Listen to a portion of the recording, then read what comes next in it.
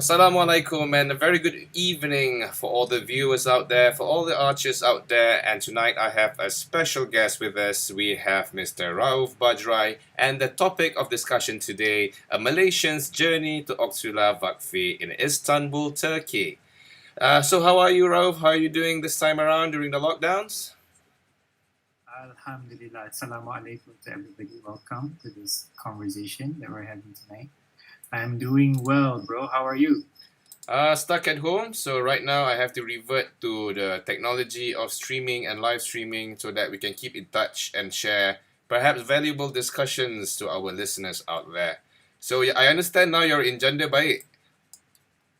Yeah, man. I am in Janda Bay right now, which is kind of like a village area, not too far from the main city in Malaysia, Kuala Lumpur. I think about 45 minutes drive out of Kuala Lumpur. It's not too far, but yeah, Janda Bay, that's where I am right now. I see, I see. Seems like a nice place to hide away during the craziness that is happening now in the Delta variant is out. People don't want to get vaccinated.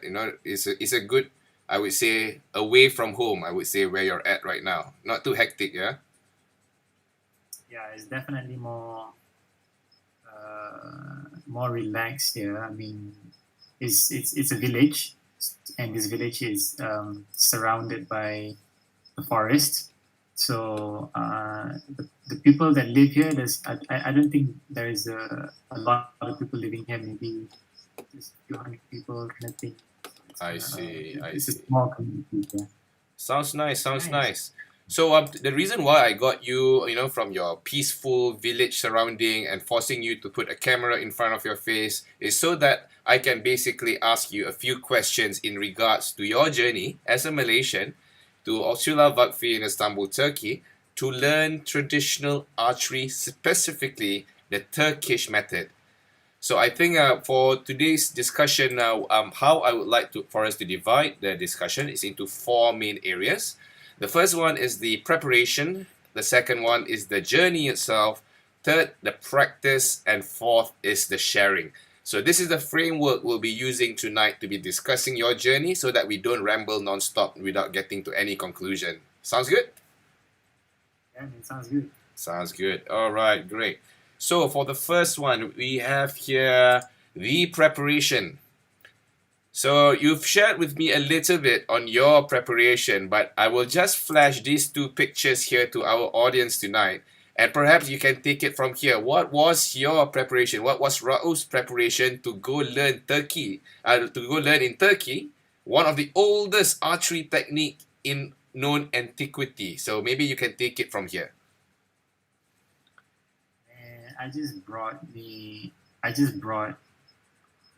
lot of clothes, man. I brought a few pair of shoes, and I knew that it was gonna be winter season at that time because when we went to Istanbul, it was around November, December, and this was 2017. So at that time, I was buying a lot of like new clothes. So I brought all my new clothes. I brought all my new shoes, and then yeah, and I brought some winter clothes, and I also did bring my equipment. I brought my bow, I brought my arrows at the time, and crazy story. Maybe I'll just share with the audience. I brought the bow and the arrow into the airplane as hand luggage. Hand luggage. Hand luggage.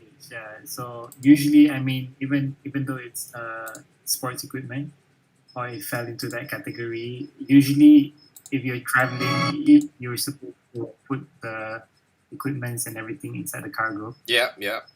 Yeah. But that didn't I was happen with you. thinking it didn't happen with me because I was thinking like if I put my bow in the cargo, I was worried that it was gonna break. Yeah, yeah. So I was figuring out a way to hold on to it. So I was just trying to haggle my way, and basically I spoke to the officers. They did check, and they did know what I was holding with me in my hands. But then I was like, I just asked them like, "Yo, I wanna bring this with me as a hand luggage," and whether that was possible. I see. So obviously they asked me questions like, what is it for and things like that. So I explained to them that I was going to Istanbul for a program, and yeah, and they just let me pass, and I was just I brought it with me on the plane. So, tak ada pakai like like jumpy. Were you like putting them under a spell or anything? Yeah, bro, I just say Bismillahirrahmanirrahim, and then I just had my intentions, and I mean I didn't have any crazy intentions. Obviously, I just wanted to keep my boat safe, and Alhamdulillah, I managed to go through. So yeah. I mean, like we hear people are asking us, like you want to travel abroad, you have to bring a hard case, you have to have this, you have to have customs letters, but you basically sampoy bring a bow in a bow sock, chuck it in the overhead compartment, and call it a day. So that's what you did. Yeah, that's pretty much it. And I was lucky that I was able to do that, and I felt safe that my bow was going to be safe, so I felt good about it. And this was your your bow? This was, no, at that time I was using a Turkish Groza bow, the brand is Groza. And then the model of the bow that I was using at that time is the L7 model. L7 model is by Groza. Yeah. I see. Okay. So you did have bow and arrows. You did bring those essential equipments alongside your fancy clothing and shoes. Yeah, man. I mean, I brought my shoes. I brought my clothes. I had to bring my bow. So yeah. Okay. At least you didn't forget that most crucial thing. You know what I mean? Do you have to bring like food stuff? Like we know some of our Malaysian travelers, or rather archers pun, if they were to go overseas, they will bring like a whole box loads of Maggi mee, rendang, and all this sambal, nasi, periuk nasi they will bring. But you didn't go through all that. You just went with the flow. I didn't bring any food with me because I knew that the country that I was going to travel to is going to be a Muslim country.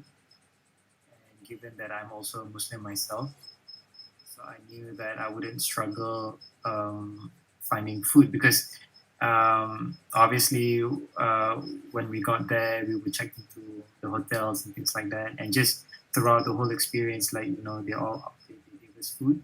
There was no trouble finding food, so I didn't really think about packing any food from Malaysia or anything to bring. I see. That was not on my list. Not on your list. Your shoes and clothing were more important. Just my shoes and my leather jacket. So yang kat sini gaya most important lah. So you have your gaya with you lah. You brought your gaya from Malaysia to Turkey. And how long were you there?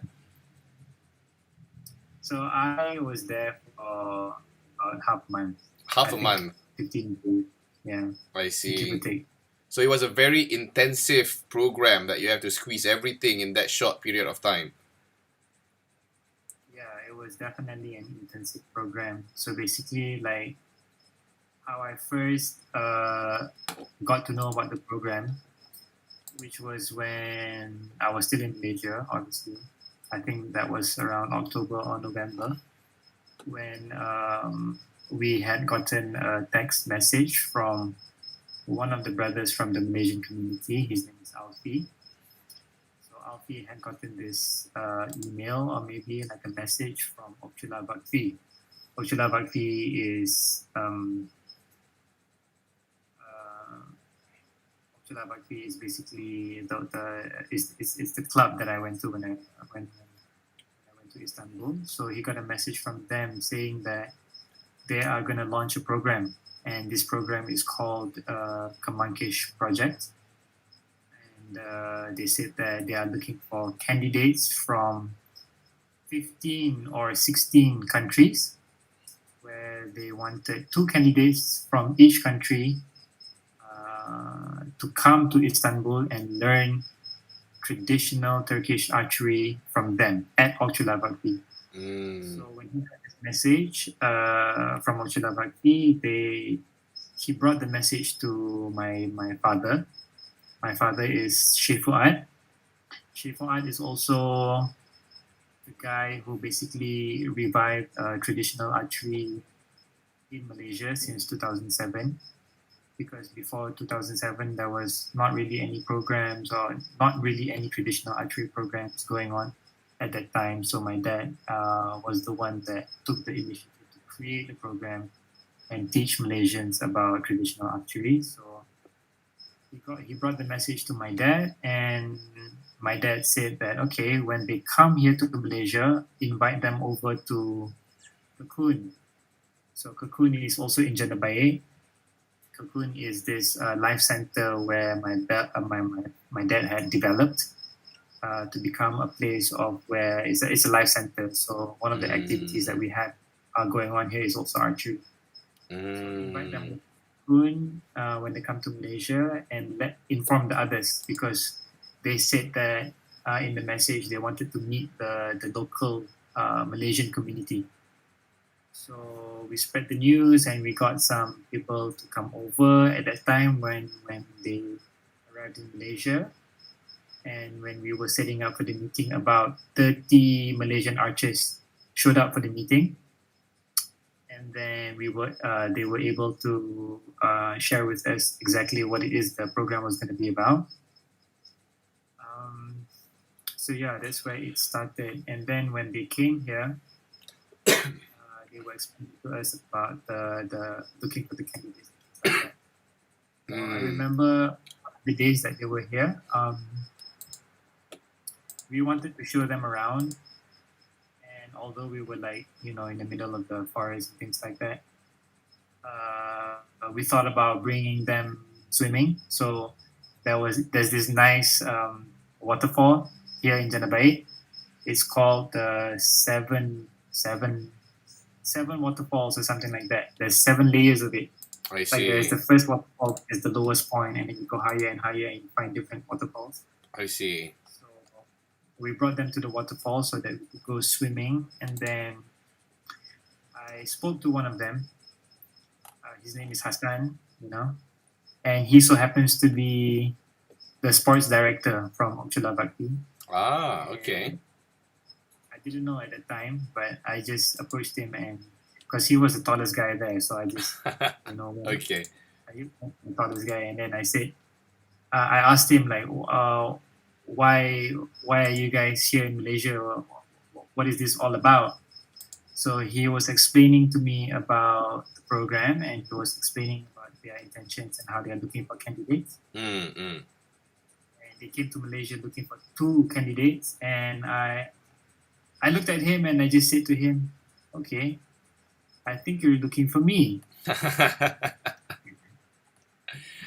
Not very subtle there. Yeah, he just laughed and he was like, inshallah, brother, inshallah. So then we had meeting, and then they told us that they are going to give out application forms so that everybody would have an opportunity to, apply for this program. So they gave out application forms through Yunus Emre Institute of Kuala Lumpur, which is an institution where you can learn everything about Turkey, Turkish language, Turkish culture, Turkish music. Now part of the program is also Turkish archery. Okay. For all these things. Yeah, so they gave out application forms through the institute, and so we went on to go to KL. We applied for it, and at that time, I think there was about 40 applications that was submitted. So from all these 40 application forms, they were given back to Okçular Vakfı, and Okçular Vakfı had time to pick and choose which candidates exactly that they wanted for the program, and I was one of the chosen ones. So I guess. I see.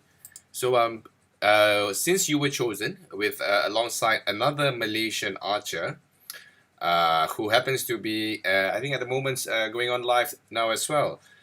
But I would like to bring the discussion into the actual journey of yourself going there as a Malaysian archer, in many ways lobbying your way to get there by treating them to a nice swim in the in the Janda Baik waterfall, sejukkan dia punya hati dan badan kan. But minus all that, you did have a lot of experience prior. You had prior experience as an archer. Yeah, so I think one of the reasons why I was also selected as the candidate was because a lot of the people that I know that applied for the program or applied for going for the program were actually already, many of them were already existing. It's either they are experienced archers or they are archery coaches. They are existing archery coaches, and they knew that there was going to be a sort of like a coaching program going on in Istanbul. And it was a great opportunity for everybody, so everybody was going for it. But one of the reasons why I think they chose me is because I had 5 to 6 years of archery experience. I think I started about in 2012. Then, that was the end of 2017. So yeah, I had some archery experience, and in fact, my dad also applied for the same program, but he wasn't chosen. So I think age was also another factor as to why they chose. Because I think they were looking for somebody young, somebody who has experience and a lot more mileage moving forward lah, boleh katakan. It's like getting a second-hand car. You wouldn't get a 40-year-old car. You would probably go for something like 5 years, 6 years, so it will last you a little bit longer. Good. Maybe that's one of the selection criteria, but perhaps maybe when you first reached Istanbul, I mean, you're already going on this journey. You saw the sights, you saw the scenes. What was your impression? Your first impression as a Malaysian archery student specific? Because you're not coming in as a tourist. You're not coming in as a student studying degree. No, you're here to study specifically traditional Turkish archery. So perhaps some feedback from you. What do you feel? Were you overwhelmed? Well, my impression when I first arrived in Istanbul, I was thinking like, damn man, the girls here look kind of better looking than Malaysian girls, you know. So I can tell you were still very young back then, because the first thing you notice are the opposite sex. But I'm kidding. The okay. food there is good. The food there is really nice. I really like the food there. I had a chance to eat some of their kebabs, their street kebabs. I remember that was good. And I remember arriving there, like we were welcomed by the people that were going to take us to the hotel, and they really accommodated us really well. They were nice people, and friendly people. So yeah, food is good. People are nice. So you had a little bit of the tourist experience, walking around in the city, trying out the food, looking at the sights, the people. All right, okay. So looking at this here, there are so many types of delicious Turkish food that I'm sure that our Malaysian travelers, our Malaysian friends can also attest that Turkish food is one of the best food for the Muslim world. Would you agree on that? Definitely, man. Like everything, I mean, even breakfast is lavish in Istanbul. I mean, back home, I think it's definitely way different from the food back in Malaysia. I mean, breakfast was really nice. Like, you had different types of cheese, different types of bread, different types of meat that you can choose, and that was just breakfast. In Malaysia is way different because, we just have like simple nasi roti lemak canai, or nasi lemak. Nasi lemak not too simple lah, but the end product is very simple. It's in a nice cute bundle, and probably to the Turks this is appetizer. I don't know because it's so sejonjut je kan. But maybe more about the experience of going there during the opening ceremony. You shared with me some videos, but I'm not going to play it here tonight. I want to get more of your own interpretation of what you actually experience, especially concerning these four pictures now in the slides. Perhaps you can share a little bit what's going on in these pictures. Okay, yeah. We'll start with this one, the one with the chandelier. That one. That is actually, so that is one of the rooms inside of Okçular Vakfı. Mm-hmm. That sort of like I don't remember what the room is called, but it's part of the club. We also use the same room for our closing ceremony. For the last night that we were there, we had set up tables and chairs for us to have our last dinner at the club. So this room, they brought us into this room, but it had a purpose. I forgot what it was, but I think back in those days, in the past, I think this had something to do with being like a meeting room for royalty or for diplomats and something like that. Macam for the Malay culture, dia macam balairung lah. I think so, yeah. I see. And then the picture on the right against this white building?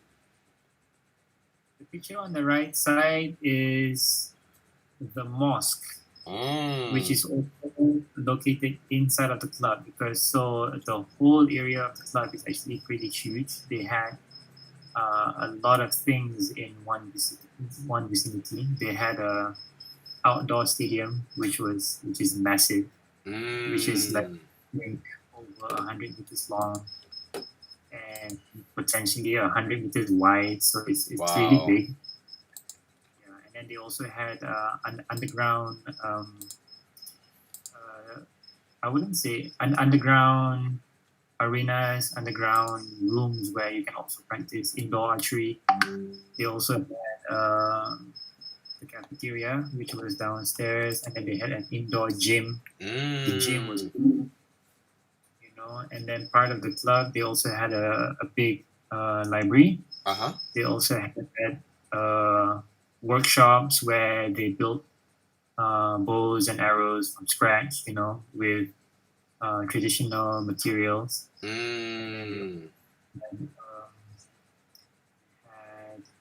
They had a museum. They had a museum club, yeah. And yeah, so the picture on the right side is actually the mosque, which is part of the club. It's not that big of a mosque. Maybe it can host maybe up to 100 people. I see. Okay, all right.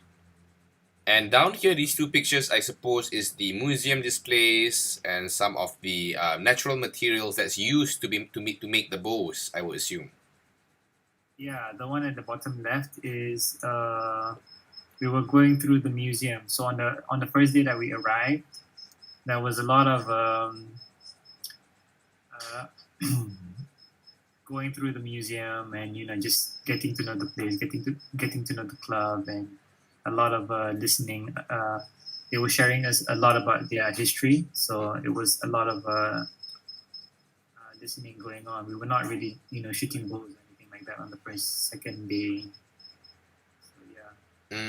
I guess their purpose of doing that is to put the new archers, technically they're new to the technique of Turkish archery, is to assimilate them, to basically orient them on the history, the why it was done a certain way, perhaps just to put you in the right mindset. I think without the orientation, you will not understand why this has to be this way. I've been doing archery for 5 years, why should I listen to you? That kind of thing, maybe? It was definitely a session to introduce the history of the Turkish archery, traditions and things like that, because they have such a long history and they have so much, so many information to share. So yeah, it was just basically like a brief introduction to the history of Turkish archery. All right. Okay. Before we move on to the next part, we have a question from one of our viewers. The question came from A. Humaira. Assalamualaikum. Just joined. Can I ask briefly, how did you apply to join the coaching course in Istanbul, Turkey? So you have already answered that one, but we will just reiterate what the sharings. Second part of it, and how much budget did you have to prepare for it? That was the second question. And then the third question, also any website to look at. So that was the third question. So Raauf, perhaps you would like to just quickly summarize the first question, which is how did you apply or how did you join? The program, actually, it was from Alfie. We got the message from Alfie. But Yunus Emre Institute of Kuala Lumpur, maybe you can check on Facebook, Yunus Emre Institute of Kuala Lumpur. They had posted a poster about having this program. They announced that they were going to have a program, an archery program, where they were looking for candidates in Malaysia. They were looking for 2 candidates to be sent to Istanbul to go to Okçular Vakfı to learn Turkish archery from Okçular Vakfı, to get training, to receive training from Okçular Vakfı so that they can come back to Malaysia and teach Turkish archery to Malaysians. And the budget, about the budget, the second question, it was fully funded by the organization. It was fully funded by Yunus Emre Institute of Kuala Lumpur. So I didn't have to pay for anything. I just had to apply for the program. So in regards to the archery program specifically through Yunus Emre Institute, I don't think they are doing any more programs for coaching per se, but I think they do have many other programs where they are giving out many opportunities for Malaysians to go abroad, to go to Istanbul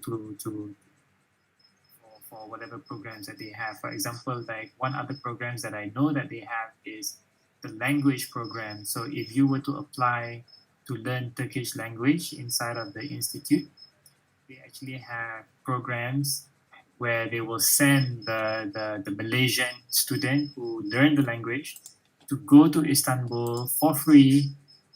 For free, everything is paid for, and and they will have a program for the Malaysian students in Istanbul. Yeah. I see. Okay, so I think I've already shared the link for the Yunus Emre Institute on the chat, so perhaps you can click on that if you would like to know more. But ultimately, if you are a Malaysian and you would like to learn Turkish archery, Raauf is one of the certified coaches who will be able to train you in the ancient art of Turkish archery. So perhaps, Raauf, you can just have a quick shout out on your club and where we can find you. Okay, so about my own person, I opened my own archery club in 2015. That was last year. And actually, I've been an archery coach since 2012. So I've been coaching since, I guess, close to 10 years ago. I guess 8, 9, 10 years ago. So I've mainly been teaching in schools. So I teach in Sungai Penchala, Tamatun. In one of the schools, it's called ITCON Integrated School. I also teach in International Modern Arabic School, which is in Putrajaya. And then I also teach at Mahat Tahfiz Al Hidayah. Mahat Tahfiz Al Hidayah is located in Janabai. I see. Yeah, and then I also have public outdoor classes. I have one class in Kota Damansara. It's an open class where anybody from anywhere can come. And that's where I mainly have my adult students. They would go for the Kota Damansara class, yeah. Okay, all right. And then the name of it is Turkish Archery Club Malaysia, is that correct? Yeah, the name of the club that I had opened up is Turkish Archery Club.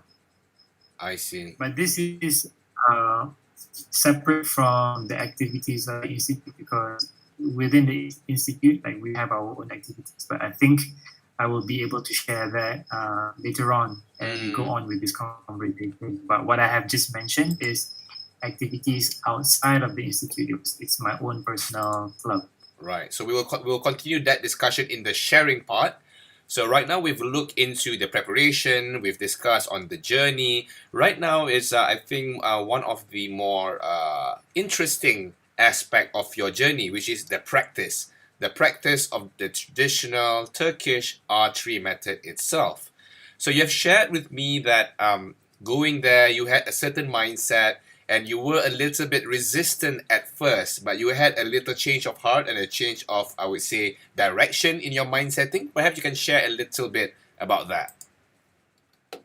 Yeah. So when I arrived in Istanbul, and when we were going on with the program, um, I was one of the candidates that had archery experience, and out of all the candidates, I think there was about 36 candidates from 16 countries.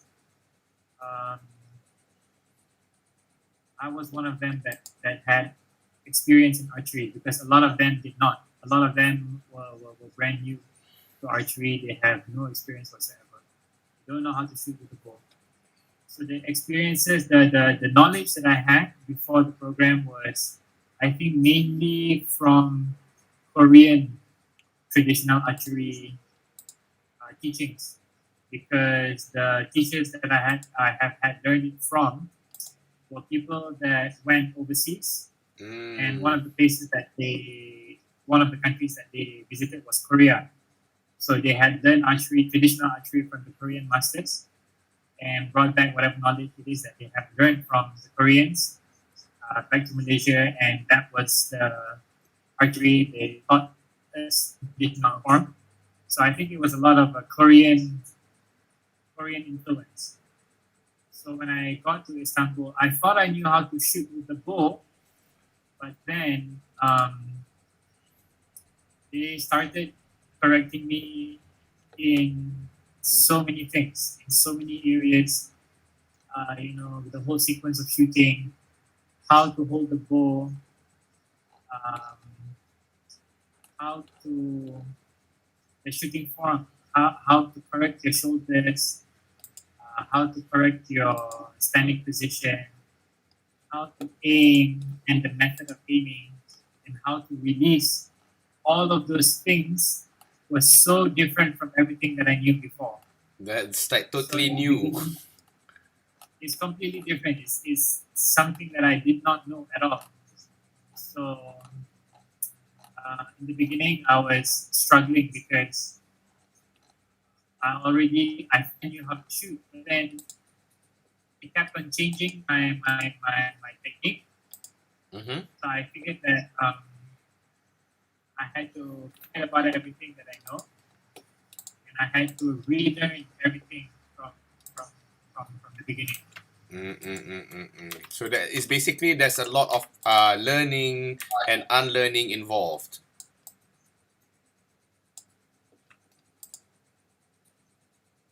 Yeah, by the way, bro, can you still hear me? Yes, I can still hear you. Okay, because it just started raining, and I don't know whether you can hear the sound of the rain in the background. Can't tell the difference actually, but go ahead. Okay, cool. Right. So basically here you're seeing a lot of like they have to change your stance, you have to start to change your posture. So you've shared with me basically these are just one of the documents that is used there, which basically shows your progress. So like we have discussed earlier in the discussion, on the first day you went to the museum, you went to see the institute, you learned about the history. So it says here archery in Turkish culture. So probably this is like your report card. Check. You went to the museum. You listened to people. You know what I mean? Then they introduce the bow. Then they will check. So looking at this here, they have such a, I would say, clear pathway for new applicants to know what they are learning. They have like a checklist system almost to ensure that you fully understand what forms the basis of traditional Turkish archery. Yeah. So this is basically the title of this it says that LDD Dersler, Yeah. which means lessons that we have learned. So during my training there at Okçular Vakfı, this is the list of topics that we were able to cover within Mm. part of 15 days. And yeah, this is basically everything that we learned. I see. So just to maybe if for our viewers here who can't really see it, I will just quickly read some of the interesting ones. Then we'll talk in some detail on the few topics that I have highlighted. Kepaze study, how to grip a bow. This will go hand in hand. The how to grip a bow and the Kepaze study. I think I would like to know a little bit more about that from you. On the release style and shot execution, maybe we'll talk a little bit on that, as well as the archery competition rules. Maybe these are the three things that we can talk about what you have learned specifically. So perhaps let's start with the how to grip a bow and the Kepaze study. What is that all about? Okay, so the Kepaze study is actually kind of interesting because the Kepaze study is actually a kind of exercise that you warm up with before you actually start shooting. So it's a warm up exercise where you have to hold the bow and you have to rest your finger on the strings, not like this, but upside down the other way. Okay, like that. And Where's yeah, my like bow? that. Let me get my bow for a second. Perhaps we can do a live demonstration with the audience. Sure. So, just like any archer in their house, they would probably have a bow within reach. Yeah, you gotta have a bow. Okay, so Kepaze practice is using a light bow, a heavy bow. What kind of bow is used? At the earlier stages of learning Kepaze and also just learning archery in general, like if we have any audience who don't know archery and want to get started, one of the things that they definitely taught me in Istanbul was to start with a lightweight bow. Okay. And I think that there is a big misconception here in Malaysia where new archers don't really know how to choose a bow for themselves. So they always end up buying a heavy bow for the first time, which is, I think, Big mistake. not a very, it's a big mistake. It's not a very good idea because when you're new to archery, archery involves a lot of muscles on your upper body, and you have to be able to learn how to engage your muscles and your bones, align your bones properly before you actually want to go on anything heavy.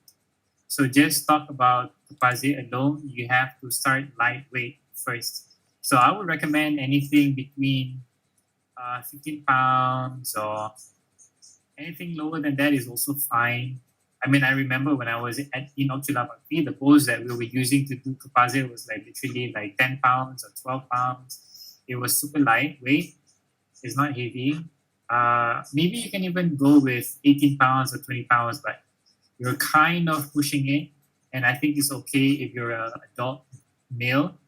But if you're a kid or if you're a woman or if you're a teenager, I would definitely recommend going with the low poundages first. 15 pounds is just nice, and you can definitely learn a lot with a 15-pound bow. Maybe to relate to another prominent Turkish archery expert, Dr. Murat, if I'm not mistaken, he actually encourages his student to use PVC Kepaze bows. Yeah, definitely. I mean, if you want to just get things started, like you want to learn the basics and things like that, you can use any kind of bow. It doesn't have to be anything expensive or fancy. It can just be something as simple as a PVC bow. It's definitely recommended because Kepaze is an exercise actually specifically for you to build archery muscles. Specifically. So the interesting about the Kepaze study is that it has something to do with the military Okay. back in those days when they were training their soldiers archery. The Before they were even able to shoot their first arrow, the soldiers have to go to a lot of composite exercises, I and see. all they did was just composite training, and they did it for a very long time before they even shot their first arrow. So I think it's something where it's an exercise where you are able to engage your archery muscles, the correct archery muscles, and build up from there. So maybe you can start off with a lightweight, but over time, when the weight gets too easy, and then you can add on more weight. You can go for higher poundages, and then at some point you will reach a very high poundage, which is, I mean, if you want to perform, especially if you want to be in a competition and things like that, you should at least use a 30-pound bow or 35 pounds, or something in that range. So you have to build up to that poundage. So yeah. And then there are specifics to the Turkish archery method where the bow itself is rather different than other types of Asiatic traditional bows, where it has like for example here I have what looks like a tata bow where the handle is actually bent backwards to fit in this one, but most Turkish bows is this way. So perhaps you can shed some light into that. Yeah, so actually the Turkish bow, the shape of the bow and the design of the bow is kind of unique to itself, and it's very different from any other traditional bows that you can find out there. You would look at Okay. traditional bows in general. There's so many types. I have two examples here that you can talk about. This is one, and this is one. Nice. Okay, so perhaps you can go on from here. Okay, so do you have a picture of the bow, by the way? Yes, Maybe I you do. can share to the audience, yeah, so that they can have a picture of what the bow looks like. Yeah, there you go. So in the middle picture, the bow at the top is basically an unstrung Turkish bow. It has not yet been strung, so you cannot shoot that bow. But when you want to shoot the Turkish bow, you have to string it first. You have to brace the bow, and that's where you get the bow in the middle. Actually, there is a third bow which is at the bottom, and it just looks like one straight line across. But that's actually the view of the bow from the front view. Like this. So, yeah, like that. Okay. So the middle picture where you can actually see the string going across, and it looks like a actual bow that you can shoot. So this is the shape and the design of a Turkish bow. What makes it unique? One of the features that makes it unique is the grip of the bow, which has kind of like a bump. Yeah. In the middle. Yeah. And the bump is going forward. Yeah. Going forward like that. It looks like a nose kind of thing. So that feature of the bow is what makes the Turkish bow unique. And it does serve a function, and it does have a purpose to its design. There is a reason why they designed it in such a way. So part of the Turkish technique is that when you release the bow, there is a phenomenon called the forward katra. So by having the design and the shape of the bow to be in a distinct way, it enables the person who is shooting the bow to perform the forward katra in a natural flow. I see. So the handle itself has katra built in, technically. Katra built in, natural katra flow. So no matter what you do, when you're holding a Turkish bow, just by the design of the bow itself, you would automatically, naturally perform the forward katra when you release your arrow. I So see. that comes from the design of the bow itself. And I do notice that even the knocks itself, like here I have an example of a Turkish knock. So Turkish sia, sorry, I'm talking about the sia here. And if you would like to compare it to like a Manchu or an other Asiatic, you can actually definitely see the difference. Like you have the Kasan sort of here, you have the angle which is much shorter compared to this one. These are all interesting aspects of the Turkish bow, and it's traditionally quite short, shorter than most Asiatic traditional bows. Perhaps you can shed some light on that. I think one of the reasons why the Turkish bow by design is a short bow design is because the length of the bow will sort of determine the individual's practicality and flexibility. Because, for example, if you were to get on a horse, you want to be able to shoot a bow comfortably. So if you were to hold a really long bow, let's say, let's talk about the Japanese Yumi bow, which is really, really tall, the really long bow. If you were to get into on the horse and you're holding a Japanese Yumi, it's super impractical because it's too long and you're not very flexible. So the reason why I think that it's kept short is so that it's compact and it is practical on the horse, practical for you to be kind of dynamic with the bow. So even in a scenario where if you had to run or if you had to be in circumstances where you're not in a big open space, you're still able to move around because the bow that you're holding with you is short. It's not too long. It's not gonna hold you down or anything like that. So yeah, length is also a factor in the design of the bow. And then in terms of the sia, I think. Perhaps before you continue on the comparison with the Japanese bow, maybe I would like to clarify that slightly. For the Japanese bow, it is made asymmetrical, meaning the handle is not in the middle, just like the Turkish bow. The handle is much further down. I mean, this is not a Japanese bow, this is a Bhutanese bow, but it has a similar principle that it is made from bamboo. So I'm just using this as an example, where the handle is actually much lower, which allows it to be used on horseback.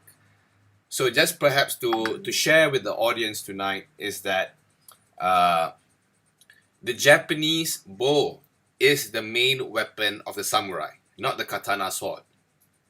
So that gives you an idea on the purpose of the bow. So maybe we'll just clarify that slightly so that we don't get, I don't get into trouble by saying that the Japanese bow can't be used on a horse because that is the samurai's primary weapon. So, ladies and gentlemen, just to clarify the situation, just to ease up any tension on that matter. So, back to you, Mr. Raauf.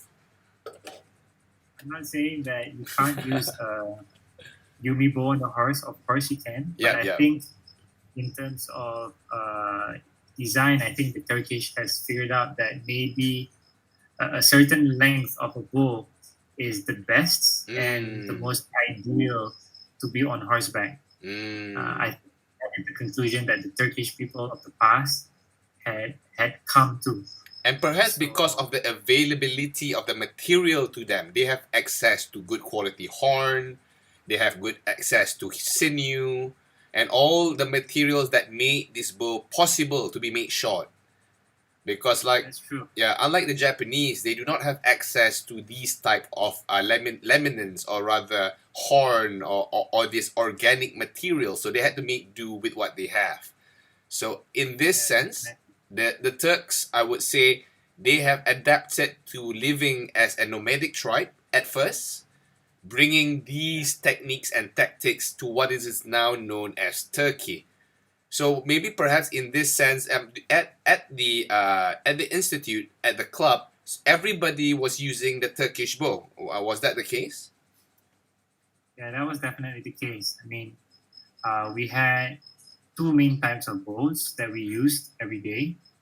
The first bow that we were using was the Composite bow, which was specifically lightweight and specifically for the Composite exercise. So we didn't shoot that bow. That bow is not really a shooting bow, so we didn't shoot with it. And then after we were all warmed up with the kapazé, we were given the historical Turkish bow, which was a laminated wooden bow. I see. Yeah, and that was the bow that we were using to shoot with. Yeah. Okay. So here this is a picture that you shared with me where the participants were actually using like a form of stretching band. Perhaps you can share what's going on in this few pictures.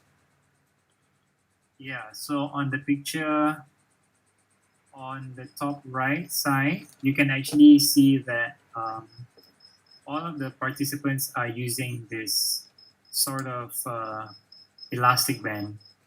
It's basically like a simple kind of elastic material that you can also find. You know, when you have a pair of pants, and then you have elastic lining around the waist area of the pants. You can find sometimes in some pants you can find there's an elastic kind of material inside of it. Yeah, so yeah. I think what we are using here in this picture is similar to that material. It's just a type of elastic that has become a loop. And basically, this is a warm-up exercise where we were able to sort of identify and engage the archery muscles that are going to be used before even actually holding the actual bow. I see. So we just wanted to use the elastic to sort of figure out the archery muscles being engaged proper, because it's so easy for you to actually engage the wrong muscles when you first hold the bow for the first time.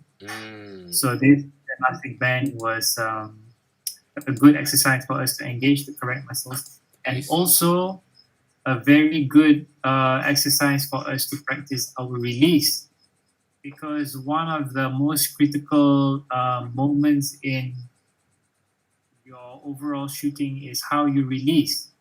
So the release is a critical moment, and if you were to mess up your release, you can mess up your whole entire shot. If you don't have a nice, smooth, graceful release, your arrow is gonna fly funny. So the elastic band was actually an excellent tool for us to use to also practice our release, because the way that we release and the way that we follow through with shooting the arrow there is a specific movement that you have to do with your release hand. So yeah, that was the use of the band. Yeah, I see.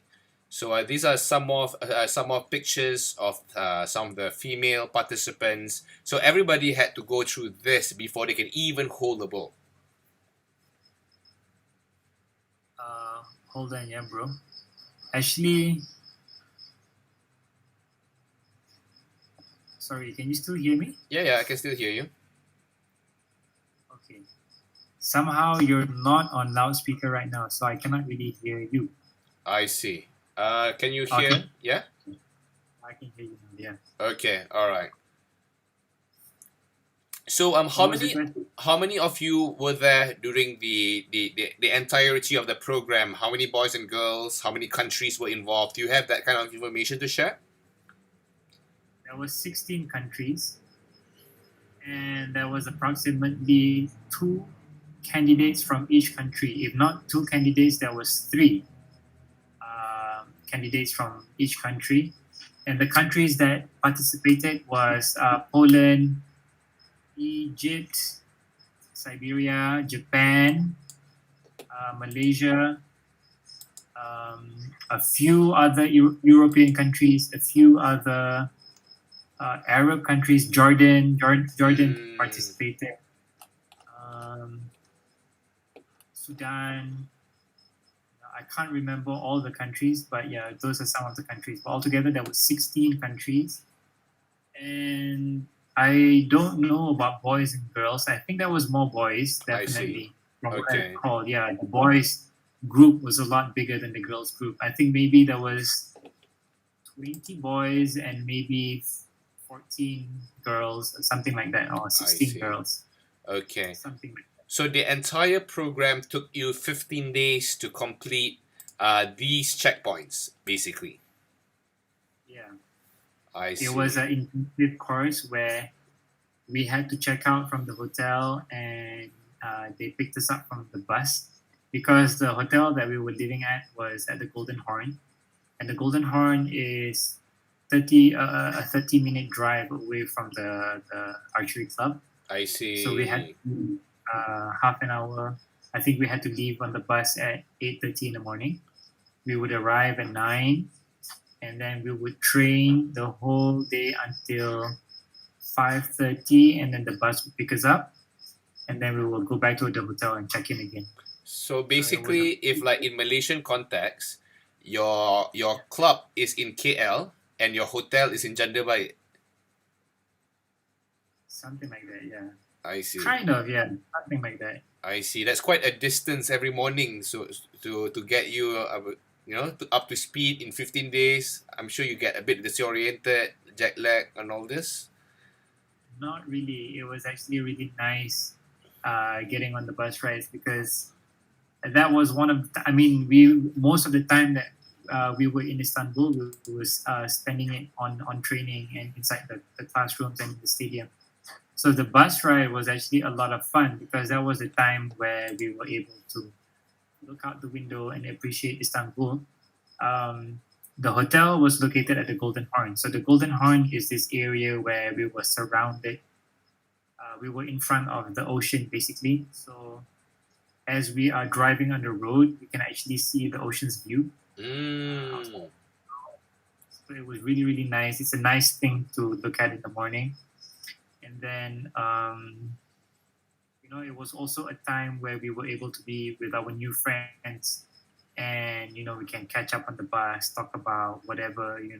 I So it was see. a nice part, to get together and just talk and socialize and things like that. So yeah, the bus was not boring at all. It was a It was lot of fun. awesome. That is your basically your free time to interact, your free time to absorb, basically anything at the time. So maybe that was the Yeah. purpose. They made it a half an hour bus ride, so that you have that chance to I would say interact, as opposed to you guys chatting during the lessons, because that would be very distracting. Yeah, definitely. I think so too. Yeah, definitely. Okay, before we move on to the next section, in regards to the Kepaze training, what did you have Yeah. to do? How many times? How many repetitions? For how long? What is the usual practice? So for the Composite exercise, the repetition for this particular exercise is actually 66 reps, and they use a specific number which is 66. Now I don't know why 66 repetitions exactly, Mm-hmm. but that was what they taught us, and that is what we had to do, which is actually extremely painful because when you first try to do the Paze and you're doing your first, second, third, fourth rep, I think when you pass by the 10th rep, you feel like, okay, things are beginning to get warm in my shoulders. But then as you go on, 20 reps, 30 reps, you start getting really hot.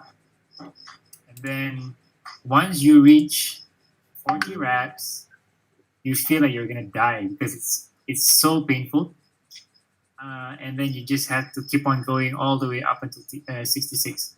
So that is the ideal number for you to warm up with and do the Kapase exercise. So if you were to start off doing the Kapase exercise with a heavy poundage row, it's impossible for you to reach 66 because it's actually very, very challenging. So doing the Kapase exercise, you have to start with a low poundage row, definitely. Yeah. I see. Okay, so it's 66 times each time you were to do it. That is one set, 66 times. One set 66 times and no stopping, and you have to do both hands. So Ah, if you started off with your right hand, and when you're done with your right hand, you have to do the same thing with the left hand. And mm, my advice would be that if you are going to do the Kapase exercise, start with your weaker hand. So my weaker mm. hand is my left because I use my right hand. So start off with your left hand to do the Kapase exercise, and then proceed with your right hand. Okay. So maybe we'll just move on to the next segment, because if we were to talk about all these checkpoints, this will probably take us a few weeks to go through, not just 15 days or 1 hour. So I think we'll just put it at that. So the next part will be the final part of the discussion for tonight. The time is already 10 o'clock. We've been live for 1 hour. Thank you very much, ladies and gentlemen, for still staying with us. There are a few of you watching and commenting. Thank you very much for that. So this part is basically the segment where Raauf will be sharing his sharings of what he has learned from Turkey, from the Okçular Vakfı, and what is happening now in Malaysia, and at least from 2 years prior, before the pandemic hits all of us globally. So perhaps this is the first picture that I would like to highlight. Perhaps you can share a little bit what's going on here. Okay, so this is an event that was hosted by Idrisi School, which is one of the best schools in Malaysia. And the location of this event was at Setia Alam, where and the name of the event is called the Golden Age Inventions. So when I came back from Istanbul, I was assigned to run Turkish archery programs for the Malaysian public. So the first program that we did was not in the school yet. We had announced through the institute on our Facebook page that we were going to do a 3-month course on traditional Turkish archery. So we were going to do the program once a week, and every time we were to get together, the session would go on for 3 hours. So it is a total of 12 sessions and a total of 36 hours for the whole program. We did our first 3 months, and at that time, a lot of the already existing Malaysian coaches who were already teaching traditional archery at the time, they had heard that I went for this program in Istanbul, and a lot of them were also interested in learning about Turkish archery. So a lot of them signed up for the first 3 months where we did the first program. And so the pictures that we can see right now, actually a lot of the faces that you can see in these pictures, they are all archery coaches. And they, took part in the program because they wanted to learn, and they also wanted to teach Turkish archery to their students. So this was the first program that we did.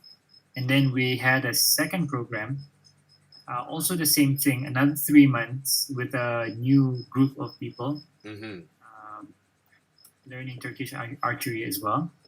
But when we were done with those two programs, Dr. Omer, who is the director from Yunus Emre Institute, he had suggested to me that he had this idea where he wanted to introduce the Turkish archery program into schools. So that's where Idrisi came along. So we had engaged the Idrisi school, and we told them that we had a Turkish archery program and asked them whether they would be interested. And of course, they said, yeah, they are super interested in having it as part of their school.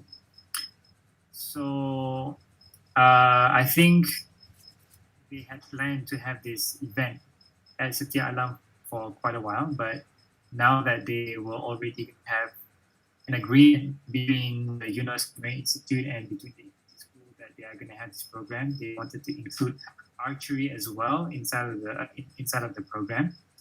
So if you can see, actually in this picture, there is a man who is giving a speech at the picture on the right side. So this man is actually Bilal Erdogan, who is the son of the Turkish Prime Minister. And he is also I think he is also one of the patrons for Okçular Vakfı. Mm-hmm. He is one of the members of Okçular Vakfı, and he is,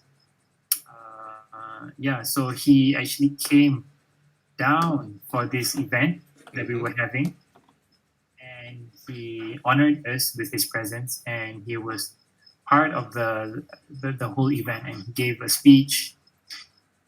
And there was also a signing ceremony where the principal of the school, the founder of the school, was signing the agreement between the institute and the school. And he participated in that, and he also signed. That was, I think that was a very significant moment for traditional archery as a whole in Malaysia. For that to happen, I think that was a big thing. Definitely, because you have one of the son of one of the most powerful Muslim nation officiating the agreement to really incorporate traditional Turkish archery into an academic syllabus. So definitely, it is a moment in history that should not be forgotten. Yeah, it was an exciting day. I mean, the whole event, went on the whole entire day. It was a lot of fun. There was a lot of activities, a lot of games, a lot of history to learn, a lot of food. So, yeah. Right. So in this picture that you can see, this is actually students from the Idrisi school. We had very little time to prepare a brief demonstration that they were going to have on stage on the day of the event. So this is a picture of the schools actually performing. I think they did like about a 1 minute performance on stage where they were just showing the new skills that they had learned. And you can also see that these Malaysian kids, they are wearing a Turkish uniform. This is actually the uniform from Okçular Vakfı. The archers is what they wear when they go to the club. So they had come from Istanbul. Members from Okçular Vakfı, they came down and they were present for this event, and they brought us the uniforms so that our Malaysian students from the school can actually wear it and perform and demonstrate on stage with it. Okay, but before we move on into the next part of the sharing, you did share this particular certificate and basically your alumni that is now spreading traditional Turkish archery to over 16 countries. Perhaps you can share a little bit about this particular moment. Yeah, so I think the agenda behind the whole program to begin with, I think what Okçular Vakfı wanted to do was they wanted to share a very rich history that was part of the Turkish nation, and they wanted to share this tradition with everybody around the world because it's part of their culture and it was part of their heritage. So this picture on the right side, we can see that this is the closing ceremony where we came to the end of our intensive program. And this was also the ceremony where each and every candidate was awarded with their own certificate. And what we can see on the left-hand side is the certificate that was given to me. Written there, Sayyid Muhammad Fuad. Muhammad being my first name, and Fuad being my dad's name. So, but altogether, that is still your dad's name, isn't it?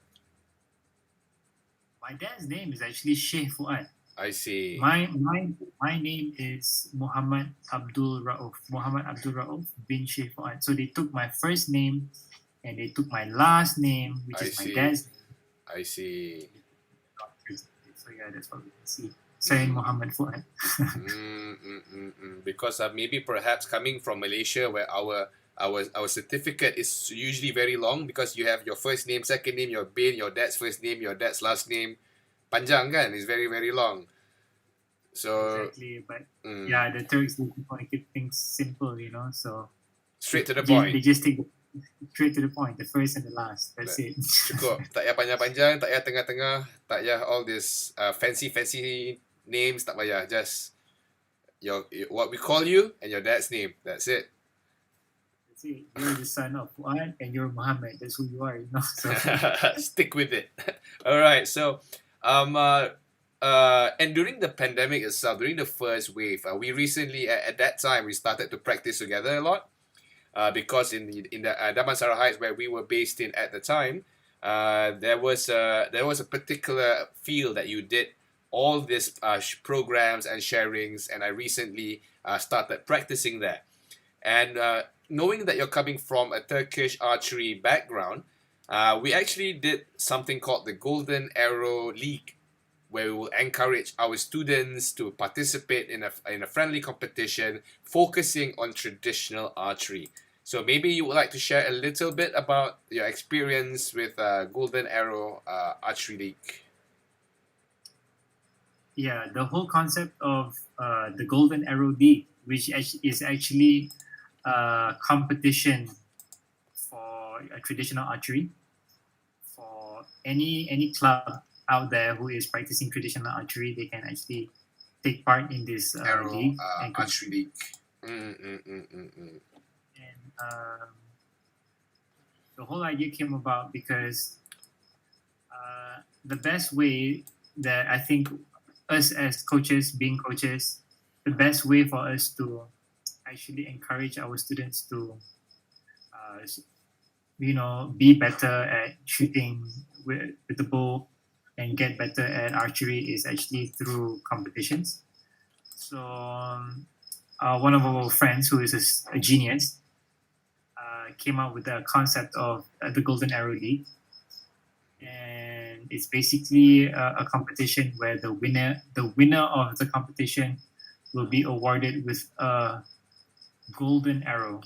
So that was the prize of the competition, and we were able to do Golden Arrow League Season 1. So Season 1 consisted of, I think, three traditional archery clubs from all over Kuala Lumpur, where the students were able to get together and compete. So we were in the middle of planning for Season 2. We wanted to host Season 2, but we were unable to proceed with Season 2 because, Corona. Yeah, Corona is around and still around, and we don't think it's going away anytime soon. So currently, what are your plans? Have you been just chilling and spending quality time with family? Are you exploring other ways to keep archery alive? What have you been doing? So at the moment, right now, in terms of any archery activities, everything has come to a pause because back when I was coaching, I think I was teaching mainly in schools. And because of the lockdown, all the schools are closed down. So there's zero activities happening in the schools right now. And we don't really have anything going on for us right now here in Janda Bay. Although Janda Bay is in a different state, it's not the same as Kuala Lumpur. Janda Bay is actually in a different state called Pahang. And the rules of sports might differ from state to state because maybe the cases in Kuala Lumpur, for example, maybe they are experiencing more people with more cases, and therefore maybe the restrictions are a little bit more tight in Kuala Lumpur compared to Pahang. I think Pahang is a little bit more relaxed in terms of being able to practice sports. But as of this moment right now, I don't really have any archery activities happening in Janda Bay. I've only been cooking a lot. I've been spending a lot of time in the kitchen, because I live with my grandma. I live with my grandma and my grandpa, and I live with them, and they're actually really, really old. So I recently took it upon myself to sort of learn how to cook, so that I'm able to prepare, lunch, dinner for my grandmother and grandfather. So I'm just, you know, harnessing a skill, but a different kind of skill. You know? So Mm. I mean, these are heritage skills. You know, you're taking the recipes, the techniques direct from the source. You know, like you're taking it from Okçular Vakfı for traditional Turkish archery. Here, you're getting recipes from your own, you know, grandparents. Jadi macam waris to the next generation of recipes. You know what I mean? exactly. All right, Yeah, okay. teaching me how to cook some, you know, some really good stuff. So yeah, it's nice. Just as long as when the pandemic's over, you don't come back KL with overweight luggage lah, bro. Because you'll be eating good food, you know, making good stuff there. Balik KL, I don't even recognize you anymore. Then there's something wrong there already. Nah, man, I'll just keep it simple. All right. Okay. Now the last slide for the day is we have this picture here. I'm sure a lot of our Malaysian viewers do know where these pictures come from, which particular series or movies. The title of the series is already there on the screen. What is your opinion on popular culture promoting traditional Turkish archery? Actually, you know what? Dirilis Ertugrul is one of the shows where you can see a lot of archery action going on, but there's so many good Turkish series out there. For example, there's another one called Uyanis Buyuk Selçuklu. I don't know whether you guys know about this new series, but it's kind of newer than Dirilis Ertugrul. I don't know. In Uyanis, Mm. yes, in Uyanis Buyuk Selçuklu, the archery scenes that you can find in there is way, way, way more realistic because actually one of the actors in that show is one of my friends. His name is Ibrahim Balaban, and I had met him when I was there in Istanbul. And he's actually one of the actors in the show. And I think that's because he's a real archer. I think that's what made the archery scenes super realistic in that show. So if anybody wants, if looking for any new shows to watch or anything like that, check out Uyanis Buyuk Selçuklu. It's really, really nice. I But see. coming back to this, Dirilis Ertugrul is probably one of the first Turkish drama series that came out that really started to play, I think, a big role in reintroducing the lost art of traditional archery to just really not only to, you know, to remind the Turkish people that they have such a rich history related to the bow, but it's also, I think, creating an impact to a lot of people all around the world. You know, all the Muslim countries who are watching this show, they are able to appreciate the show. I mean, of course, there are some countries that might have, you know, like Saudi, for example. I think maybe the Saudi government doesn't really show this series in their country for some reasons. But otherwise, I think even in Europe, even in America, I mean, people from all over the world are watching the show and they are getting really, really, really touched by the show. And I think it's definitely having a huge impact on a lot of people around the world. Yeah, definitely.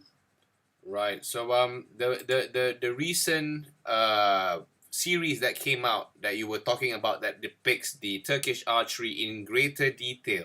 How do I spell that? Because I don't speak Turkish, you see. So I may not even remember what it is. How do you spell it? So it's called Uyanis Buyuk Selçuklu. The way for you to spell it is Uyanis, Uyanis. Uyanis Buyuk Selçuklu, the Great Seljuks Guardians of Justice. Yeah, that's the one. Okay, so there is no way I can Google that on my own. So let me just get the title of it. That is a mouthful to say, and I am actually impressed that you're able to say that in one breath. Yeah. So I think go ahead. What was that? I think I couldn't pronounce it right in the beginning as well, but then I got used to it saying it because I used to talk about it with my friends. So we keep on saying it. Uyanis. So it's a nice show.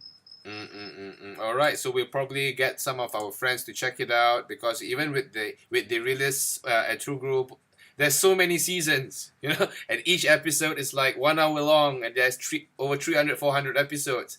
And perhaps in the lockdown, it can serve as an entertainment source. But if I were to start today or tonight, I think I'm going to put myself into trouble. Yeah, man. Because you're gonna get caught up. Yeah. And you're gonna be able to sleep, and you're gonna be up all night, just binge watching. Yeah, one episode I think is about one episode is 2 hours long, bro. That's crazy. And then they have hundreds of these. Uyanis, actually, I haven't gotten too far into the series, but because one episode is so long, you can actually finish it. You don't have to finish it all in one session, one day. You can maybe watch half an hour or watch 1 hour and always like do something else and continue a different time. That's not going to happen with most people, man.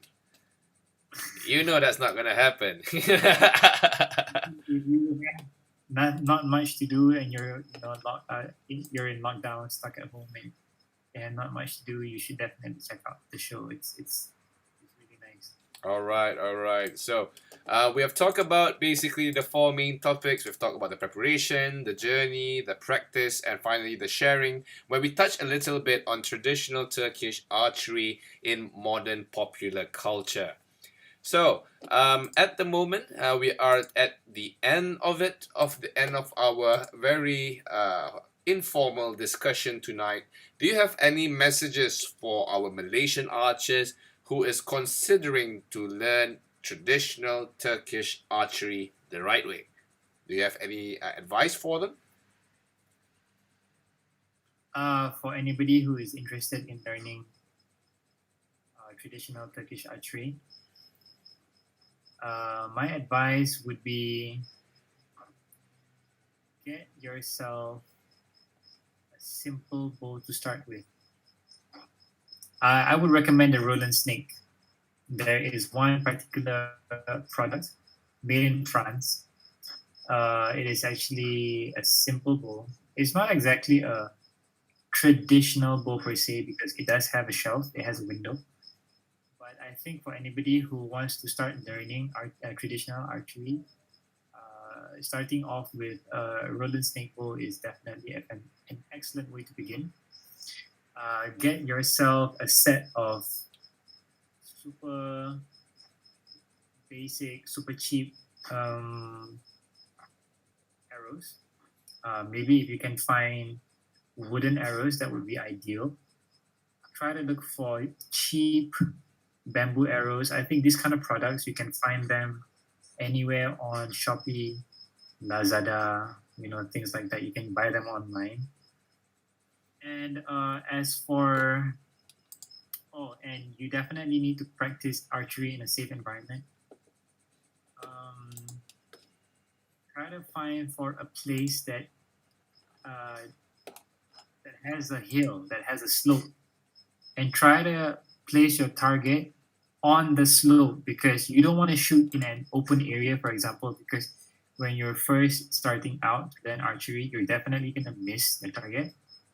So you have to consider what is behind your target. So if you're going to do it in a place, in an open space, and what is behind you is not a safe place, maybe it's houses, maybe it's people passing by, maybe it's anything that is alive or anything that that can endanger anybody or anything, then it's not a good idea. Find a slope, find a hill that you can put your target on. Make sure it is a high slope, high enough that even if you miss high, then at least you can retrieve your arrows. It's just gonna be stuck on the hill. It's not gonna go anywhere. Or better yet, maybe I think that's an okay way to start. Maybe. Okay. And you could also read up about the safety of archery. I think there's a lot of information about safety, just for you to get an idea of how to stay safe. just to prepare yourself from any potential risks that is involved in the sports of archery, because you got to remember that archery is a sport, but it can also be risky, it can be dangerous, so you want to take all safety precautions possible.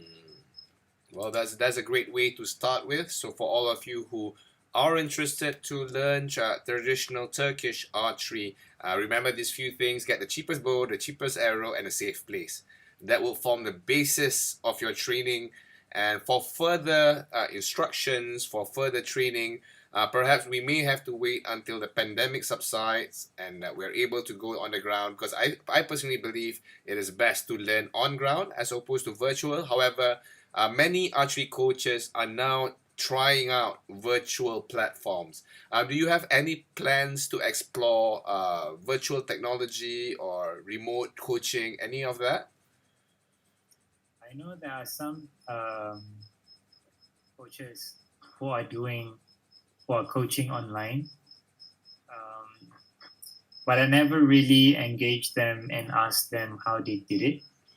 For me right now, being here in Janda Baik, I think I like, because I'm in the forest. So what I like to do is I like to do things which of course I still shoot arrows, but I do it more as a sport rather than I do it personally. I don't teach anybody at the moment, so I spend my time in the farm.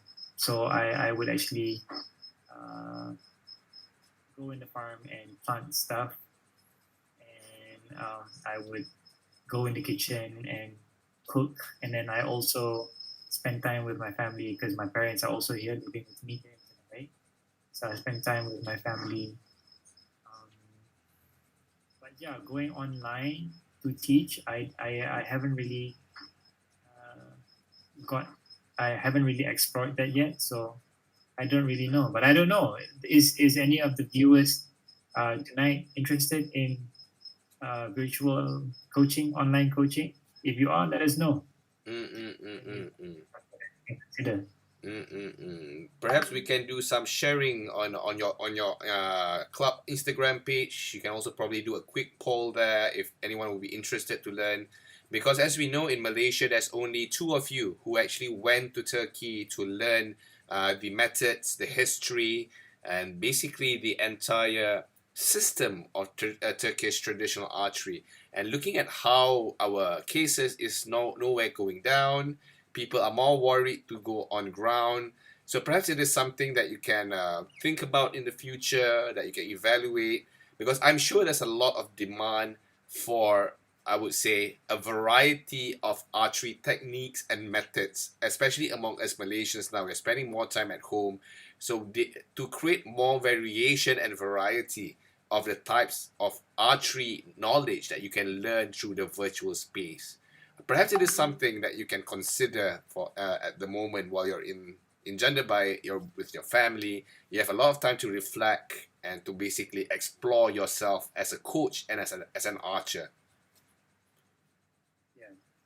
I think, definitely. I think now is a good time for everybody to pick up a new skill and to develop a new skill, because I think a lot of the kids, maybe they're not going to school, but maybe a lot of parents and kids, they are looking for things that they can do during the pandemic, which is safe to do, and also, nothing that is against the law, nothing that is restricted that you cannot do it. I think archery is definitely one of the sports that you can learn. But in order for you to learn and pick up this new skill, you need space. You need a place where you are able to do it. You are able to practice. You have to have a field. Or if you have a house that has a garden, then you have to have, at least 5 meters distance or 7 meters distance. If you have that, then it's good enough. Even if you have 3 meters, I think it's something rather than nothing. And then you can set it up in a space where it's safe, because that is really important. In my experiences as a coach, there's a lot of stories that I have heard about, dangers that can happen. There are cases where, an arrow actually flying to somebody's car and hitting the car window, and it broke the car window. Yeah. That your shooting direction, it has nothing behind it that is not safe. We have to consider the shooting direction. You have to consider the angles that you are positioned to shoot, because you have to know that you cannot stop a flying arrow once the arrow is flying, and that's it.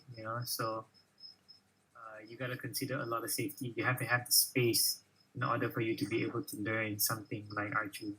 So yeah, find a space, find a field that is suitable for this activity. Try to find for a slope, because the slope is the best. It serves as a natural backstop. You don't have to you don't have to invest in backstop. One backstop can cost you like 600-700 ringgit, and I think that's ridiculous. The slope is free, so you don't need to pay any money for safety. So yeah, you have to have a space. Just be smart about it, because know that the bow and the arrow can be something dangerous if it is not being used properly. So here I have just the Damansara Heights Archery range, so to speak, that is under the jurisdiction of DBKL.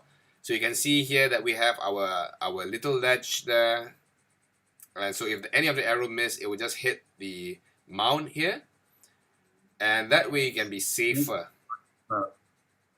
Yeah, that's the slope I'm talking about. So basically, in this picture, you can clearly see the slope. So the targets, we have 1, 2, 3, 4, 5. We have 6 targets lined up. But right behind the target, there is a slope. There is a small hill. So that is what I'm talking about. So if you can find an area nearby you whether it may be an open field or anything like that, but if you can find a slope, that is ideal. That is the ideal place for you to start learning something new, like the sports of archery. All right. So we have come to the end of our discussion for tonight, and I would like to basically express my thanks to you for sharing your journey today. And of course, for the rest of you who are still watching, this live session will be posted on our Facebook and on our Instagram. It will be recorded. And if you don't understand English, we will put the subtitles down there for our Malaysian friends. Nanti letak tekan subtitle button kalau tak faham sangat bahasa Inggeris. Kalau tak faham lagi, contact saya ajar nanti. Tuan Raauf pun boleh ajar juga bahasa Inggeris, jadi tak ada masalah. Jika ada apa-apa pertanyaan, boleh juga PM kepada saya ataupun kepada Eureka Archery, atau tuan-tuan kenal sendiri Tuan Raauf, boleh juga berhubung dengan dia. So for our international friends, today we have Mr. Raauf discussing with us a Malaysian's journey to Okçular Vakfı, Istanbul, Turkey, where he shared with us his experience, what he has learned, his journey, and of course, what he shares with the Malaysian people. Any last words, Raauf, before we call it a night?